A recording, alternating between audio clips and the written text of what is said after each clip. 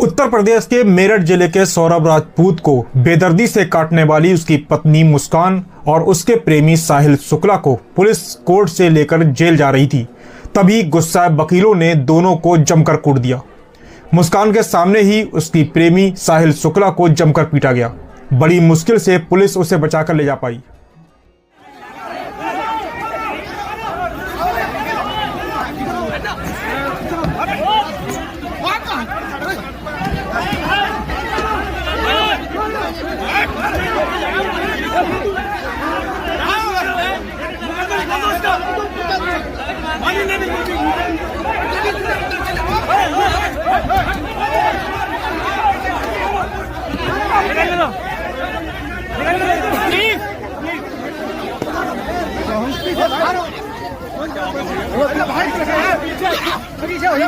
इस चेहरे को गौर से देखिए। नाम है मुस्कान। कहने को तो मुस्कान है, लेकिन इसने ना जाने कितने लोगों के चेहरे की मुस्कान छीन ली। अगर किसी चुड़ैल को देखना है तो वो शायद ऐसी ही दिखती होगी, और शैतान इस साहिल शुक्ला की तरह।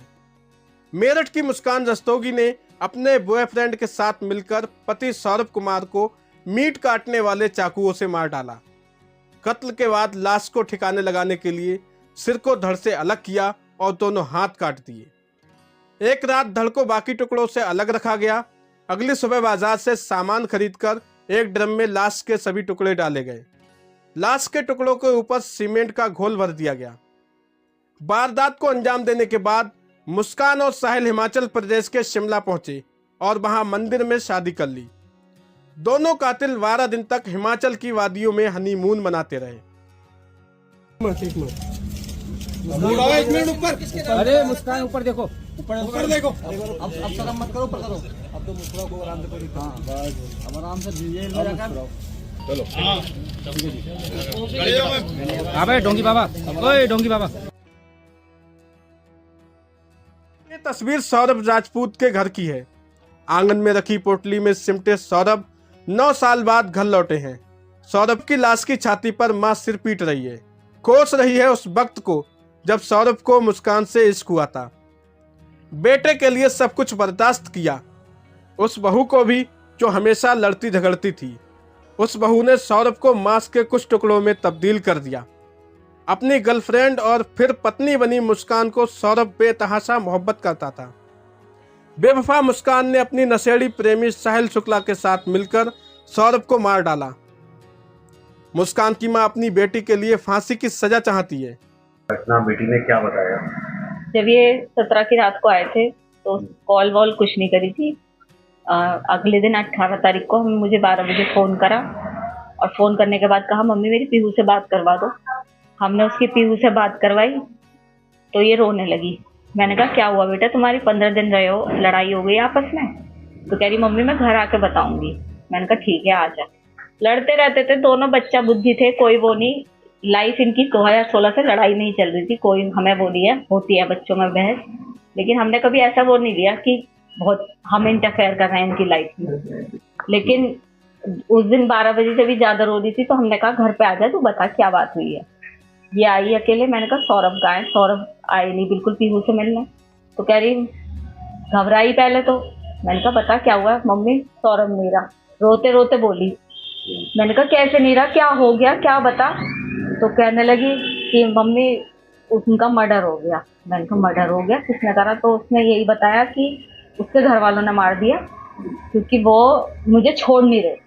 उसके घर वाले तलाक चाह रहे थे और वो मुझे छोड़ नहीं रहे थे, इसलिए उसके घर वालों ने मार दिया। मैंने कहा बेटा तूने बताया क्यों नहीं? तू 15 दिन उनके साथ रही, वहाँ पब्लिक होती है, तूने वहाँ पे ऐसा पब्लिक में शोर क्यों मचाया कि मेरे साथ ऐसा हो रहा है? तू कुछ भी कर सकती थी, तू अनपढ़ नहीं है कि कुछ ना कर सके। उनका तू इतनी सीधी नहीं है शूबी, कुछ ना कुछ बात और है। मैंने उसकी बात पे बिलीव नहीं करा। मैंने तो करा ही नहीं उसकी बात पे बिलीव। पापा के इमोशंस का वो फायदा उठाती थी। पापा से बहुत प्यार करती थी, अपने इमोशंस का फायदा उठाया उनने। पापा से कोली भर भर के उन्हें अपनी बातों में उलझा रही थी कि उन्होंने करा उन्होंने करा। लेकिन ये भी उन्होंने भी बहला फुसला के उसके फेवर में रहे और फिर उससे कहा कि बेटा सच बता दे, तू फंस तो गई है, चाहे तूने करा है नहीं करा, तू जाएगी तो जेल ही। तो उसकी वही जब हम उसे लेके जाने लगे थाने, तो फिर उसके दिमाग में हमने फिर कहा, मैंने कहा बुलबुशु भी अभी भी बता दे, कुछ बात है। तब इन्होंने कहा कि मैं तेरा साथ दूंगा हमेशा, जो भी तूने करा है गलत बता। तब उसे लगा कि पापा मेरे फेवर में हैं। तब उन्हें सच्चाई बोली कि पापा मैंने और मेरे साथ एक लड़का था साहिल, उसने करे। क्या कहना है? क्या कह सकते हैं हम, यही कहेंगे कि उस लड़के के लिए जस्टिस मिलना चाहिए। हमारा भी बेटा है, उन दूसरे के घर का बच्चा गया है। मैं ये दिखावे के लिए नहीं बोल रही, ये मेरे भगवान को पता है, ये मेरे बच्चों को पता है कि मैं ये केवल इसलिए कह रही हूँ कि सौरभ जानते हैं कि हमने उनकी रेस्पेक्ट करी और वो हमारी करते थे। क्या न्याय मिलना चाहिए, क्या फांसी मिलनी चाहिए फांसी।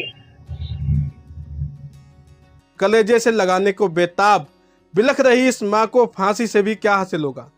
ना बेटा, ना बहू और ना उनकी औलाद।